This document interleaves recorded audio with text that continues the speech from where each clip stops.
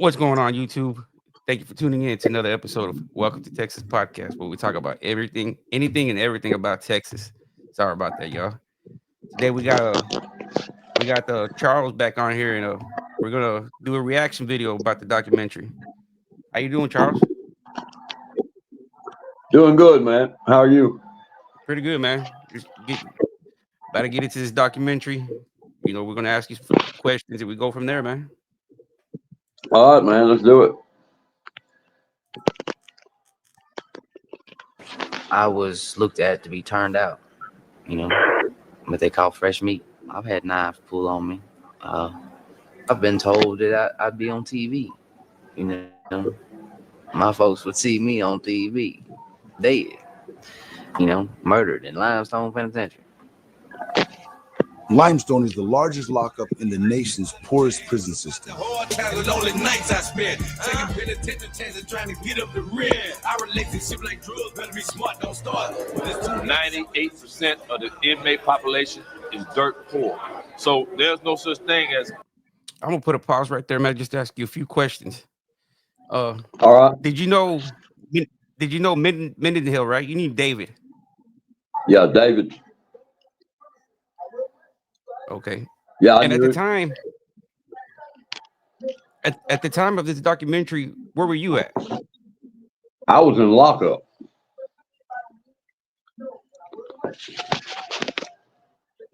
And what was the reason you were in lockup for, man? For assault on an inmate. Okay. And have you ever met Jeffrey Tate?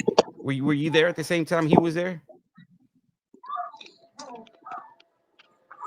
I know of a Jeffrey Tate, but if that was the same picture that I saw earlier, that wasn't him. The one I know. What Then about again, the it's one? been years ago. It's been a long time ago too. Oh, you know the picture I sent you earlier? Yeah. You think that resembles Mindy? Does it? Was that who that was? I don't know, man. It kind of resembles him. It kind of does in a way, and older, because like I said, it's been right at 30 years since I've been to Limestone. Yeah, because if you compare the pictures to the one I sent you and then the one we're going to look at right now, they got the same the same characteristics, same pointy nose, same eyebrows, They do, and then and they I got saw that. and then they got that little lip at the Well, top of at the top of their lip and that middle lip. even if you look at the picture of me on there from 30 years ago, I look a lot different too. So could have very well been Mindy. Yeah, because the obituary that I was telling you about, it would make David 46 when he passed. Right. But That's how long ago has it been since he passed? 23. 2 years ago, he would have been 46. Might have been about right. No. Yeah, it might have been about right. I would have thought it would have put him at like 52 or 53. But you think it's probably him in the obituary? Good. It's a good resemblance of him. It could very well possibly be him. Okay, man. Let's get back into this video.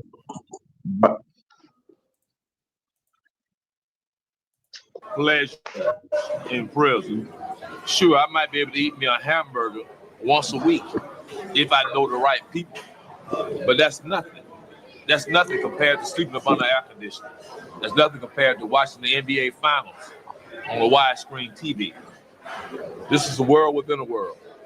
You got everything under the sun here. You got homosexuality, run rampant. You got gambling. You got gangs. You got everything.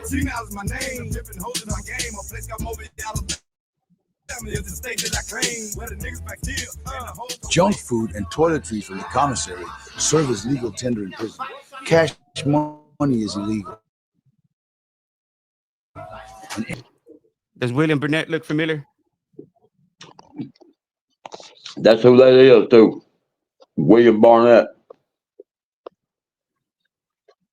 What was his role in that penitentiary, man? He sounds like he's a No, pretty he knowledgeable was guy around there, man. not really. He was just another somebody that got on that documentary. That's all. He was just a laid back, state of himself kind of guy that'd been locked up for a while. So during this during this time that the documentary was being filmed, were they just pulling people, just random people? They were So there was no they were in research. population. When they came over to lockup, then they had specific people that they pulled. Oh, okay. So you they pulled you out just to verify certain things then.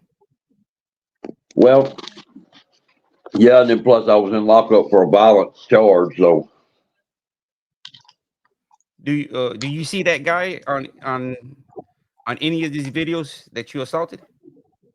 no. Okay. Oh,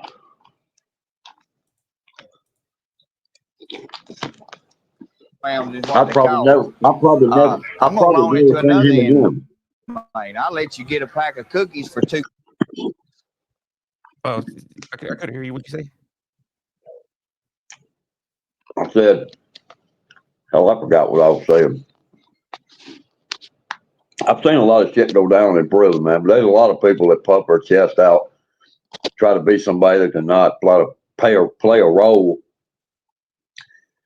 It's not who they are, it's who they want somebody else to think they are so they can get something out of them. Most anybody in there that fucks with anybody in there, there's a motive behind it.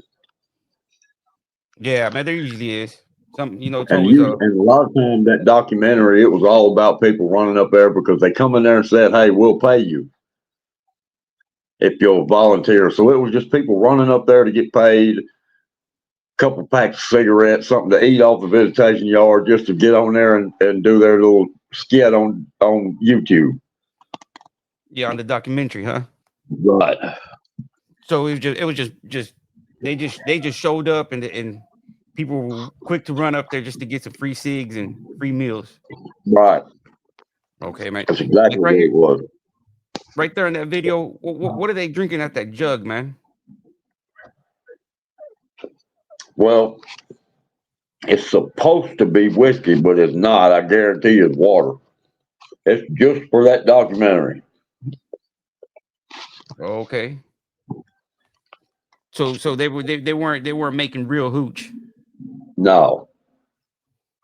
Okay. That's what people don't understand about limestone in the state of Alabama is that it's the biggest prison and it has the biggest riot squad, the CERT team. Probably 90% of the officers there are on a CERT team. You wasn't getting away with anything in there much, and you sure wasn't going to put it on TV.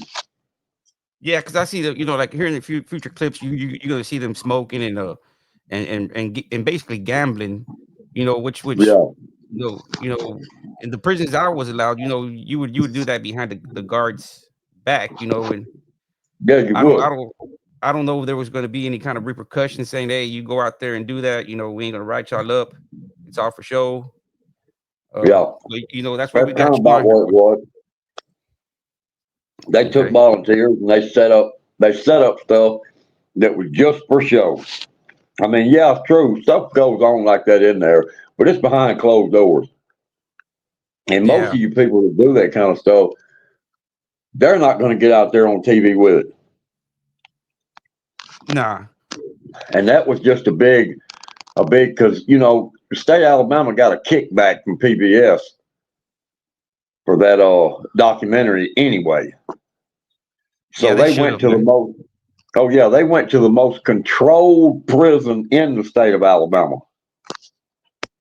To be able to film. Right.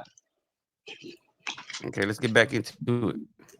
2 packs back next week. If a man borrows too much stuff, it gets too far in debt. Either you fight for it and let him know I'm not gonna pay you, so me and you just gonna have to whoop each other's ass and we're gonna go to lockup, or we're gonna go back here and fuck, just ever how you want to do it. That's the way it works. That's And like how you said it right there, man. How That's common was that? bullshit. That somebody That's rack up a bullshit. debt? I mean, that's pretty common, but it don't go down like that, man.